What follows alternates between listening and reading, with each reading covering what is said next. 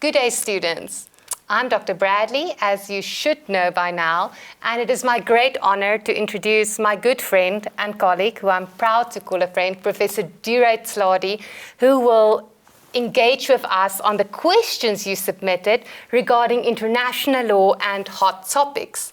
And who better suited in the entire world, in fact, than an ILC, International Law Commission, Special Rapporteur on Use Kogans, Professor of International Law at University of Pretoria, Research Chair or NRF Chair holder, I don't know how we say that, the chair of the SARTI chair that gives you so many LLM research and LLD opportunities because of that chair, which is a big achievement, as well as, I haven't mentioned, President of the South African branch of the International Law Association, and you also serve, of course, on the Institut de Droit International. If you could please say the French, because I cannot. Institut de Droit International. Yes, which is the creme de la creme of the Institute of International Law. We also advised during the COVID crisis on legal issues. And what makes Prof. Sladi really special is that he has worked in New York when South Africa served on the UN Security Council. He has actually been in an international court. He represents countries. He is an excellent researcher and a professor. So it's the full package deal, from academics to practice. So we are so fortunate to have you at the university, and I'm so thankful that even though you have your ILC engagements today, that you are making the time to speak to our students. Thank you very much. But I will not take up more of the time because I want to hear from you and not from me. But I do have some questions that you all submitted, so I'm going to read those. We were very impressed with the quality of the questions, so I hope you have your A game ready today, Prof. Sladi. The first question. International law has enabled the poor to be fed, the threatened to migrate. It propelled innovation and effectively stopped wars. Is the measure, Prof. Sladi, adopted to determine whether it can address, international law can address existing challenges, practical or fair? So basically, is it fair to put such much expectation on something that is a legal framework that is sometimes a bit of a political compromise? Yeah. So it's very interesting that you've read some things into the question that would require a little bit of deduction. If I listen to the question carefully, the question itself seems to make a number of empirical propositions. So one empirical proposition is that international law has helped to feed the poor. That's an untested empirical assertion. Yes. And I'm not sure that it's correct that international law has helped to feed the poor. I'm not sure that international law has helped the threatened to migrate. I'm not sure that international law has helped to stop wars.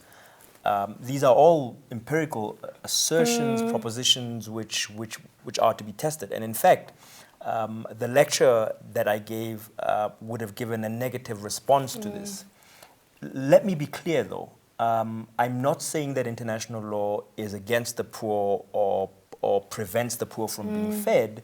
I'm just simply, I guess, saying that it's almost as if international law is agnostic to these things. The question suggests that it is doing them, and I'm saying international law seems to be agnostic. What we ought to be doing is we ought to be trying to think about ways to push international law forward, that international law can be more, what's the opposite of agnostic? More of a believer, more of an enabler. It can actually do the things that are supposed here.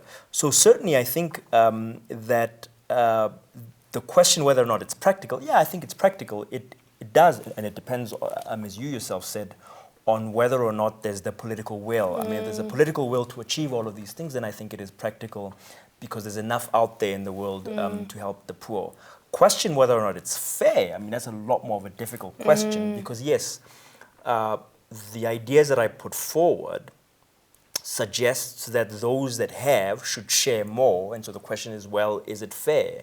And that raises all kinds of complex questions. Even the composition of the UN Security Council, Precisely. which is at the heart Precisely. of international law. Right. So all of these things are a fairness doctrine, and fairness doctrine is a difficult concept to wrap one's head around. I mean, I guess if you're one of those that come from poorer states, you might say, well, fairness doctrine would demand of you to assist, because after all, a lot of the wealth that you find in richer countries has been obtained largely using resources from poorer countries. So, I mean, I think we have to be careful with fairness doctrine, because it doesn't work only in one way, it works in a multiple way. But yeah, I mean, I think that's an excellent question. Next question. In the case of solidarity, do you think the increasing poverty and hunger levels may be a result of the current divided international sphere? And this really correlates with our previous question, which affords the power and responsibility of development to individual states rather than a collective approach. Yeah, I mean, I think that's right. I think it's true. That was pretty much the thesis that I put forward. The thesis that I put forward is that the current structure of international law is so focused on national interests and individual interests that collective requirements, community values take a back seat. International law, international legal instruments constantly pay lip service to these things. Like the Paris Agreement, perhaps. And the International Covenant on Economic, Social and Cultural Rights. So there is a lip service that's paid to these things, but in terms of action, that's less so. And absolutely true that the reason is that there isn't this spirit of collectiveness. One word of caution, though, in respect to this question, is that the answer is not just a collective body to make collective decisions, because, of course, you mentioned the UN Security Council. Yes. That, in a sense, is a collective body, but here it's a collective body that's skewed. And so, ultimately, even the rules of this collectiveness would have to be sort of looked at to make sure that the decisions that come out are decisions that espouse solidarity and collectiveness. Also because of the North-South divide and all these underpinning realities or inequalities in the system. Absolutely, absolutely. The next question that you submitted, again, we can see that students are really concerned with solidarity. Would solidarity be achievable under international law, given the pragmatic inequality of actors on the international system? I think that's an excellent question. And in a sense, it ties in very well with the first question. Because the first question talked about how practical is this. So, at a very superficial level, I guess the answer is yeah, it's achievable, it's practical. Yes. But the achievability or practicality would depend on states actually having the political will to achieve this kind of solidarity. If you start to pull the layers back on that question, one thought that arises is whether or not this inequality would actually survive solidarity. It's in effect almost sort of reversing the question. So if you have, the purpose of solidarity is to uplift those who do not have, right? And if you uplift those who do not have, then you end up in a situation where, well, at least you approximate, you move towards a sense of equality. And so the real difficult question, though, is whether or not those states that have are willing to put themselves in a situation where they don't have a comparative advantage. Inequality also means a comparative advantage. And so that, I think, is a real difficulty. Is there the possibility of giving enough that allows the upliftment, but that still retains your comparative advantage? And the world has indeed changed with the pandemic at the moment. So even if you think about possible funding for entrance, for example, for green energy or for food for the poor, it is a bit of a problem today that the world has changed so much that perhaps this is not the number one thing on the international community's agenda, which is very problematic because we are striving towards closing this gap. We should be striving.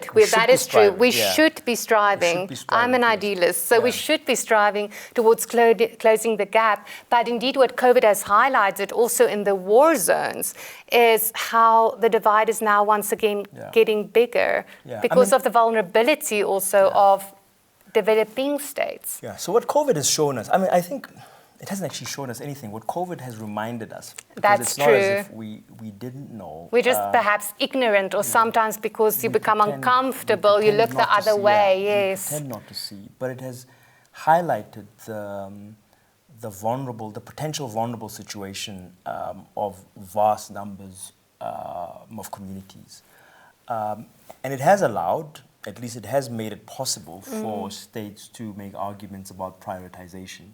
Yes. But if anything, I would say that COVID, if you are really living in a paradigm of solidarity, then COVID should heighten the need and not reduce it for greater solidarity, greater giving. Excellent points, yes. Because absolutely that's a time when our needs aren't always exactly the same. So what might seem like a luxury to you, so what might seem like a necessity to you is a luxury to somebody else. Yes, absolutely. I think, in fact, that COVID just highlights the fact that we need greater solidarity. Hopefully, it will be reflected upon by the great legal minds and the politicians and the decision makers. Especially the politicians. Especially the politicians, yes. So again, your talk called for a solidarity approach, which I agree with, which as it exists today, is it not impossible, very difficult to achieve under the global capitalist system? Excellent question.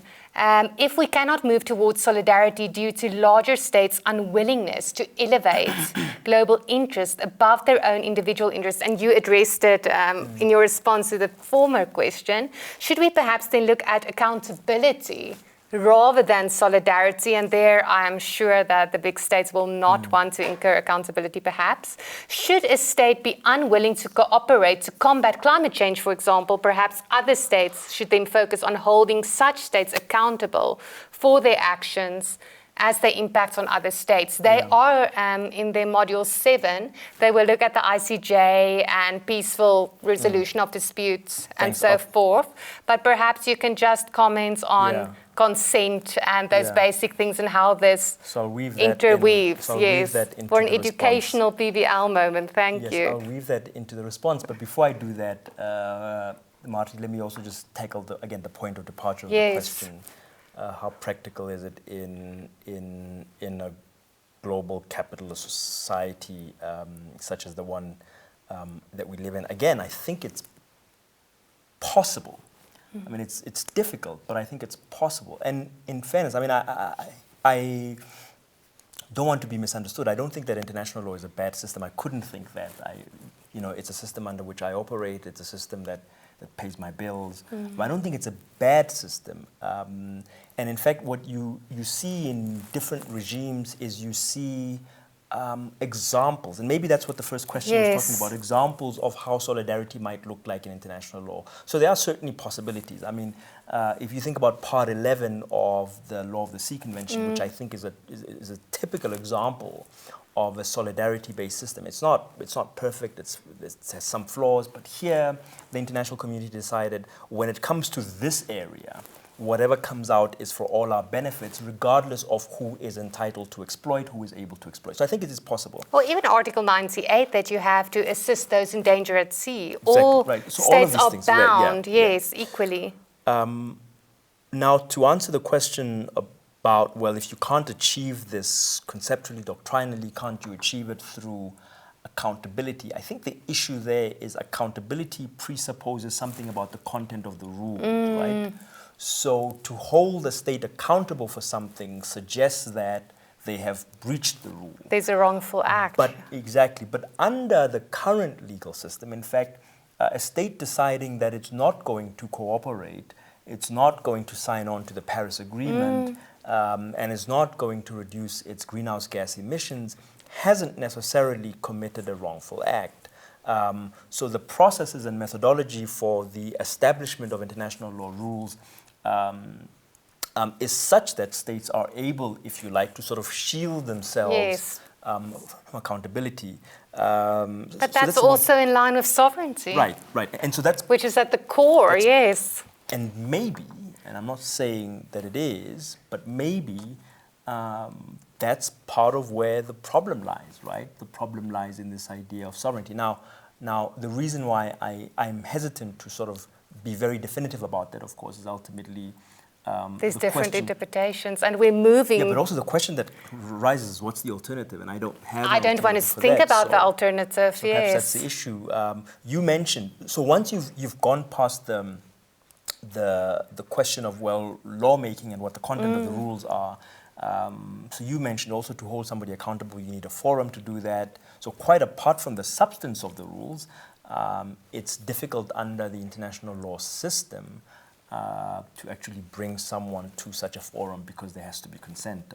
Now, there's different ways that you can find consent, of course, for adjudication, but still, ultimately, you need to sort of find this process, find a rule or a treaty or a basis on which you can bring someone to the ICJ or some other court. Excellent. In your talk, which is also available to them and they have watched it before they watch this clip or this interview, your talk called for us to put the right people in power, and we cannot agree more on this time that we are actually recording the lecture. It's the 28th of October, so the world, other countries are making important decisions on voting.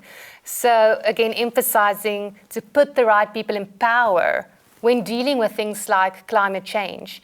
We as South Africans cannot vote in the elections of other states, of course, sovereignty, such as the US. We can see that we're thinking in the same direction, despite the fact that the outcome of their elections, as they are, I don't know if they are the number one emitter or if it is India, but they are one of the 3 top emitters of CO2, has an impact on the climate change challenges. How effective is it then voting as a global solution?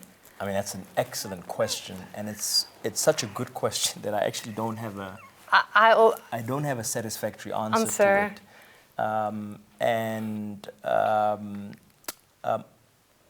So the basis of the question is that my response at the end of the expert lecture was that ultimately we have to hold our governments accountable for the actions that they take on the international plane, because those actions constitute international law, and that will resolve the issue. The essence of the question is, but that doesn't take us very far, because even if we make sure that at the polls we elect the right government, that government itself can't make international law. It's dependent also on how other states act, and we can't be responsible. We can't hold those other states accountable and those other governments accountable. I mean, that's absolutely true. But there's an old saying by which I live, which is that you can only do what you can do. Exactly. So you can hold your government accountable for the actions that they take on the international plane. What happens in the United States, is it on the 4th that they vote? I think it is the 4th, I think it's on the 4th. That you can't control.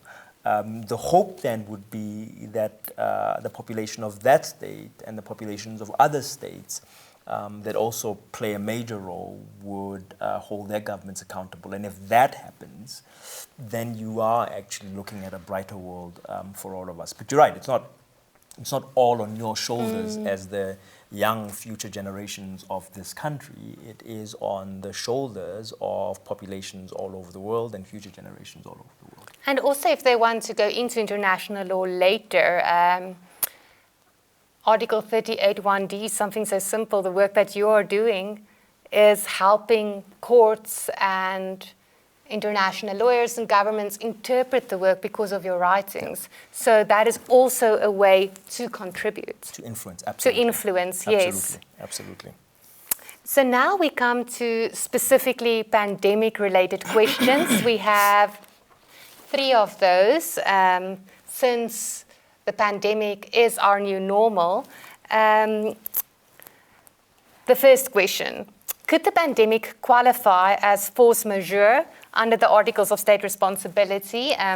They will be tested on Articles of State Responsibility in the exam as a grounds precluding wrongfulness for states not performing their international obligations. For example, the best example I could think of is the closing down of your aerial borders and not fulfilling your bilateral aerial agreements. Yeah. So one important point about force majeure. Yeah. So one important point about force majeure, of course, is that it must result in. It must objectively be impossible to perform in terms of the agreement. Exactly, right? the definition. Right. We highlighted that in class, and it's a very high Right. threshold. So if you meet that threshold, and of course you can put it forward as a ground precluding wrongfulness. There are other grounds, of course, that can be put forward. I think one that I think of, which I think is probably perhaps more appropriate for most things related to the pandemic, would be the state of necessity. Yes, I just wanted to say necessity, yes. But absolutely, but everything, of course, is fact intensive, right? And so you need to look at the articles on state responsibility. What is it? I think it's Article 22 or 21? 22, yes. Right, and so you need to look at the article and look at the requirements under the article and compare them with a particular fact. So it's not as if just because we're in a pandemic, then you can decide that you are not going to comply with all your obligations. So ultimately, you need to look at that particular obligation, and you need to put it next to the threshold requirements. Right, the threshold requirements in the Articles on State Responsibility. And then which is, in fact, very strict. I only truly, really grappled with them when I prepared my lecture on state responsibility, because suddenly grounds become even more important in the age that we live in now with the pandemic. And trying to classify COVID was not as easy. Yeah. I mean, look, so COVID itself, I think... Or the effects of COVID. The effects of COVID, so COVID very itself important. Is absolutely a vis majeure. Yes. Absolutely. But the question whether or not in a given case it can be put forward as a ground for precluding wrongfulness, that's a different question, and that's where the difficulty comes in. So you need to. So it's not just the event. I mean, right. So the event absolutely meets the requirement. I think it is. It's not an accident. This is an irresistible force, and we've seen that it's an irresistible force just by virtue of the fact that in so many states, such drastic measures have been permitted to be taken, and no one has said, no, you can't do this, right? And now there's a second wave. And now there's a second wave. So absolutely it is. But the critical question from a legal perspective is to make a determination as to whether that particular obligation that you seek to breach or seek to act not in conformity with is in fact due to that, is strictly related to that. That's really the difficult question. And that is how an international lawyer thinks. So if you didn't read the detail and the threshold, then you might think, oh, maybe it will be force majeure or even distress. But when you look at the definition of distress, you will see that was really intended to rescue victims of aircraft disasters or those at sea. So it's so important for students in general to really deep dive into wording, to grapple with it, and to look on a case-by-case basis. Unfortunately, I mean, I'm assuming that when they write the exam, they will have the articles on state responsibility. Oh, they have it already. They've done it in Theme 5, yes. Then the second question regarding the pandemic. Could the COVID-19 pandemic be an example of a scenario that constitutes a fundamental change of circumstance under Article 61 of the VCLT? Because you will recall that in the past, this provision has not successfully, I don't know if it has one, I think there might be one instance, I'm not even sure. I really tried to find an example of a successful case of applying Article 61. So just think, so there's two things. So there's I think Article 61 is supervening impossibility. Oh, yes. But actually all of these are related, yes. right? So the supervening impossibility and the fundamental change in circumstances in Article 62, and even the ILC's work, So they're all related. But again, the critical point with impossibility to perform is that it has to be objectively impossible to perform. So it's not that it's difficult to perform. It has to be objectively impossible to perform. Now, I will give you this, that what we regard as objective varies, right? So there are degrees to what is objectively impossible. Which is quite ironic, that objective is varying, yes. Right. I mean, I'll give you a scenario, and I'll give you a scenario because I don't have an answer to it, but I think the fact that I don't have an answer, I can't say to you, if this were before a court, this is how a court would rule. Again, precisely to indicate how relative impossibility is, right? Supervening impossibility. So say now two states have entered into agreement for the hosting of an event. I mean, it has to take place at a certain time. And then the pandemic hits. So borders have to be closed, there are lockdowns. It's not objectively impossible. It can happen. You can decide, well, forget it. Health risk, no health risk, we're still going to allow these people to come, we're still going to have. But I think on the scale of the risk implied, one can make the argument that sounds like it's something that's an impossibility to perform. So that's the first point I want to make. The second point that I want to make is, remember, so Article 61 concerns withdrawal or termination from a treaty. So you also have to look, is it possible to perform in a different way? So if we take this treaty, so this hypothetical that I've given you, yes. So is it possible simply to say, well, we will suspend the operation of the treaty, but we will, when COVID is, right. So when there's a vaccine or things normalize, So there are all kinds of issues. One is impossibility of performance need not be the most drastic step. Right? You don't have to terminate or withdraw from the treaty. It allows also to suspend the treaty. It allows also to reach agreement on performance in a different way. So there are all kinds of things. But the drastic step of terminating or withdrawing from the treaty, and that's why you mentioned, I think, that that it's so difficult. The threshold is so high because this is a drastic step to say that you're going to terminate or withdraw from a treaty.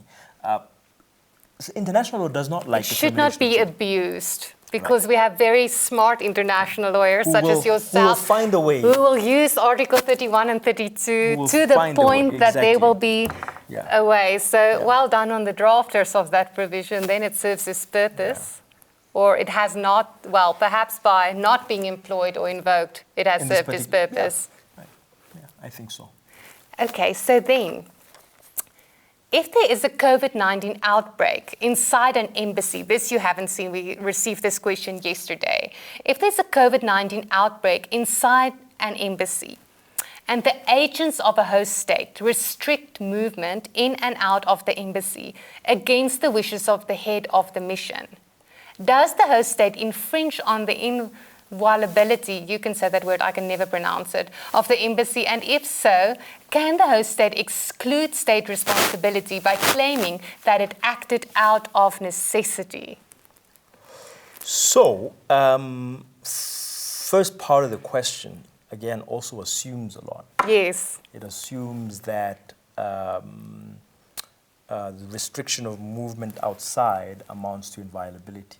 I don't know that it does. I don't think that it does because it's not the host state entering the premises and saying, right? So it's saying you cannot leave the premises. Inviolability would be entering. Right, so yes, entering. I agree. So once you're there, I think the question is, can they restrict your citizens' movement to come out?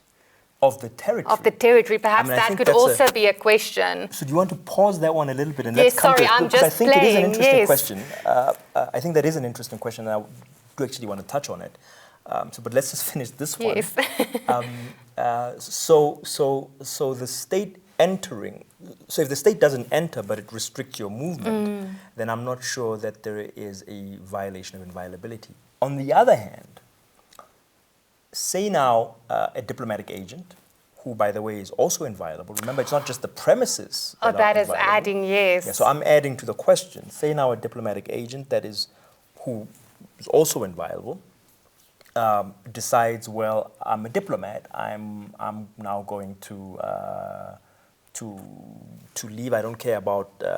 I don't care about. What do they call them? I don't care about these time limits. Curfews. I don't care about curfews. Curfews. I'm not wearing my mask. Yeah, I'm not wearing a mask. Can they be arrested? I'm coughing everywhere. So, under the Vienna Convention on the Law of Treaties, such a person cannot be arrested.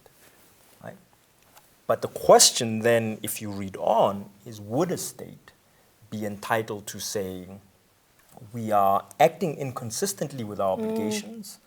We're acting inconsistently with our obligations, but it is justified under so the rules on state responsibility, in particular, I think necessity, Article 26. And I would say two things. I would say, one, I think it would be possible to place them under temporary arrest for that purpose, and then make the argument that it was justified under the circumstances. The second remedy that would be available for the whole state would, of course, be to declare this person a persona non grata.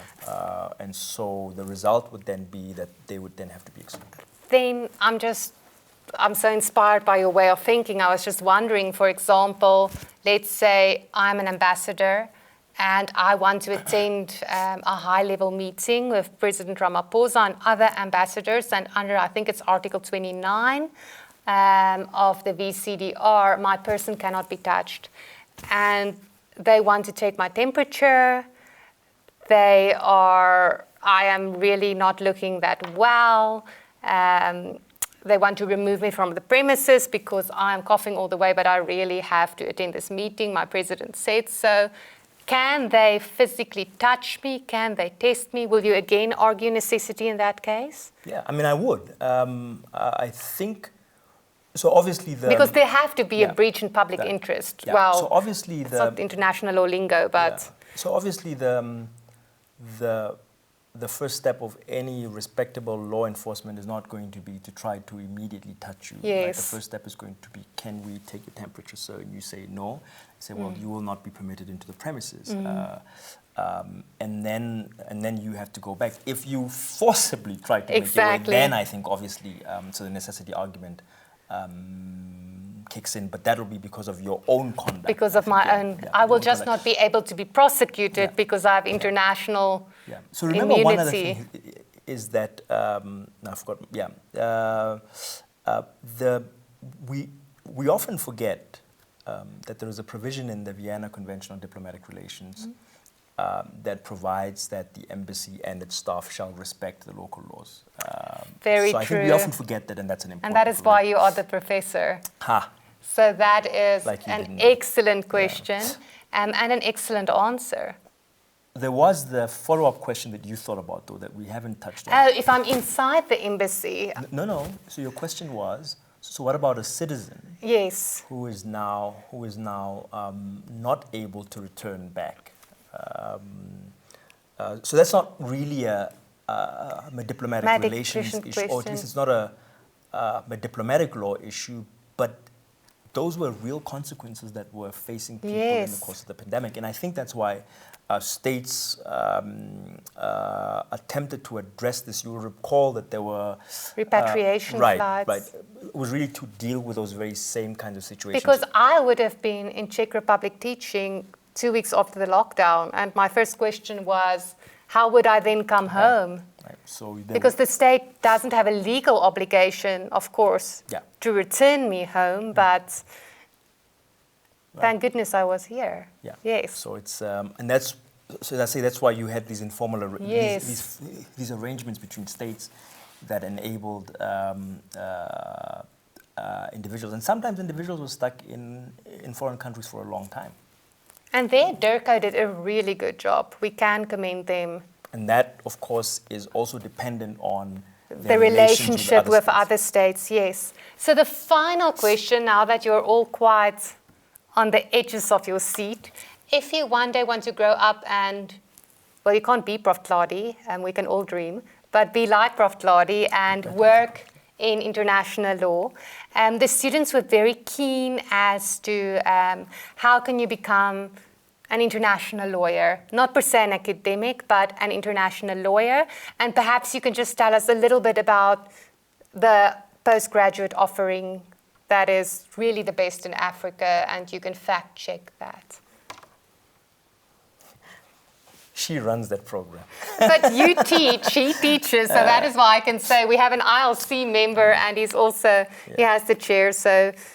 So yeah, I mean, it's a difficult question, to be honest. There are different ways that, so there are different ways that you can describe yourself as an international lawyer, right? So you mentioned the academic international lawyer, practicing international lawyer, in international organizations. And generally when I hear this question, it's about sort of how do we break it into the international organization Yes, the mold. pockets, yes. The first step is, well, so the one broad thing that you must remember is that why it's difficult is really because of supply and demand. It's a basic rule of supply and demand. Everybody wants to do it. Every lawyer wants to do it. Every international lawyer sort of wants to break in. So which means that the first step is that you have to make yourself competitive, right? So you have to make your profile very attractive. And one way to do that is education. So absolutely do well in international law itself. That's the first step. So when you write your exam in the next couple of weeks, make sure that you do well. But it's not enough, yes. But it's not enough. The next step in terms of your education is it also helps to have a postgraduate degree in international law. And it doesn't have to be pure public international law. It can be international human rights law, whatever it is. But have some degree that shows that you have engaged with the field of international and law. the higher level thinking than PBL only. So that's the, if you can go forward, you should. Right? If you can go further than an LLM, you should. So if you can do a doctorate degree, you should. Because it's so challenging and competitive even at the international level. Because when your client chooses you, they think beyond South Africa. They think who are the top international lawyers. Absolutely. And sometimes in Europe, it is possible more easier for people also because of economic circumstances to do the doctorate. I'm coming to that point. The disadvantages of being on our continent. But look at you. You've breached through the ceiling through very hard work. Yeah, I mean, I am also going to say something about that because there was also a lot of, I won't hide from the fact that there was a lot of luck also that went into that, and that plays a role. He's very humble. No, it plays a role. Luck plays a role. You have to be in the right. Of course, you have to have excellence. Right, and you have to be in a position to take advantage of that luck when it comes. But luck plays a role in that. So we've talked about education. Now you've made yourself, or at least you've made your profile attractive in the sense that you can show that you are educated in the field. That's still not enough, right? So that's still not enough. Because again, as I say, it depends on your career choices, and luck plays a huge role in this. Supply and demand, I'll share my pathway. I was an associate professor at UNISA before moving, deciding that I've been teaching international law for some time, and I sort of want to get a sense of what this international law really is in living it. So I just applied for a job at DIRCO, then called the Department of Foreign Affairs, where I would have the opportunity to sort of engage in international law and practice international law. Again, the first opportunity, the first luck, if you like, because there's no reason why I out of all the people were entitled to that position, but I was chosen, and it's very possible that. And you were prepared when the opportunity arose. But there was, I don't want to underplay the fact that there was a lot of luck. There were a lot of good people. There were a lot of good people that didn't get that post, and I got. Because it's so competitive, you might do everything, the LLM, the LLD, and then you have to practice mercantile law. There's no guarantees. The next stroke of luck was shortly after being employed at DIRCO. a position opened up to be a legal advisor of the South African mission at the United Nations, and it's a position that was filled from within my own office, and it's a position that was traditionally filled by someone who occupied the position that I occupied in the office. So again, luck. So here I happen to find myself in New York as a legal advisor of South Africa, and the connections that you make, and this is the most important thing, the connections that I made with other international lawyers, the connection that I made with international organizations suddenly put me in a place where I felt comfortable that if I put in my application at any international organization, I should have a reasonable chance of success. Again, it's not guaranteed, but I should have a reasonable chance of success. The difficulty with breaking into international organizations, again, it's this. What did I say? So the supply and demand thing is that there's so many people that want to get in. And so generally international organizations will even give you the opportunity if they know something about you already. Exactly, if you already have established yourself in a sense. So what does that mean for you? So now you've now done this LLB, you've done Dr. Bradley's LLM, you've done a PhD, and maybe you didn't do a PhD here, you did it somewhere else. What do you now do to make yourself known?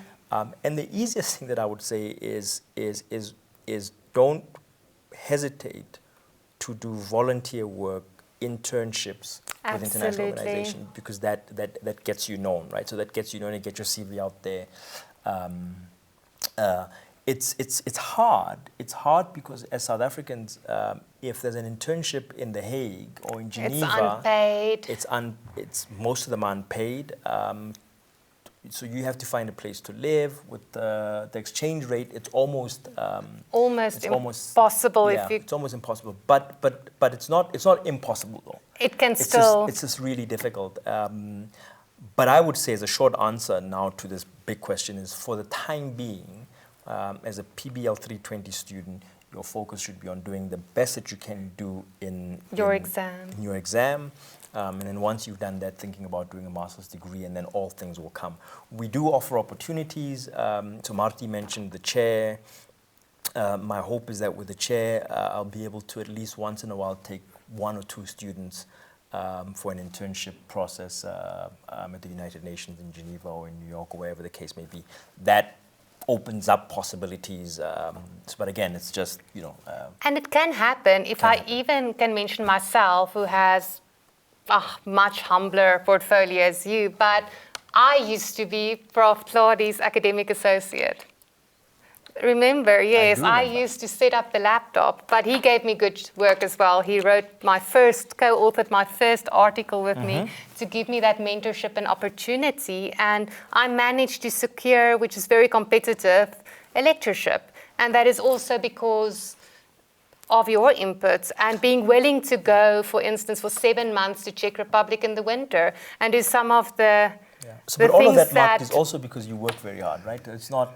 No, I do work hard. You work very hard. But it's also through the exposure of the mentorship that is provided at our university that is very unique. But you have to be hungry. In fact, let me just say, so this is in effect an encapsulation of all that we've been saying. Yes. That there's a little bit of luck, but you have to prepare yourself to take advantage when it comes.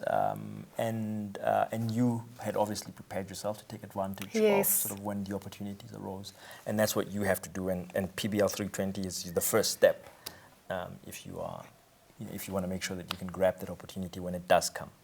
But thank you so much, Prof. Claudie, for this opportunity. Yeah. We are so happy that even during the pandemic that you made this lecture happen. It took a lot. I'm glad to have it done, because we were so sad that the students would not get to meet you in person in class this year. And by the way, don't hesitate if you see me on campus.